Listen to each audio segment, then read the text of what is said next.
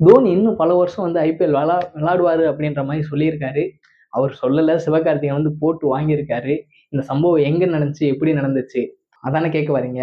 நேத்து Chennai shape academy ரோரோ 26 வந்து நடந்துச்சு. ஸோ அந்த ஈவெண்ட்ல வந்து சிவகார்த்திகேயன் வந்து என்ட்ரி கொடுத்திருந்தாரு.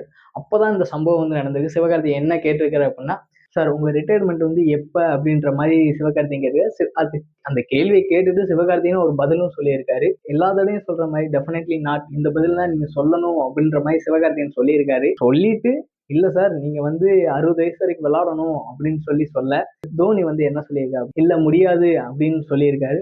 ஸோ அதுக்கப்புறம் சிவகார்த்திகேயன் திரும்ப வந்து இல்ல உங்க ஃபிட்னஸ்க்கு நீங்க கண்டிப்பா விளையாடுவீங்கன்னு சொன்னதுக்கு தோனி வந்து ஐ வில் ட்ரை அப்படின்ற மாதிரி சொல்லியிருக்காரு.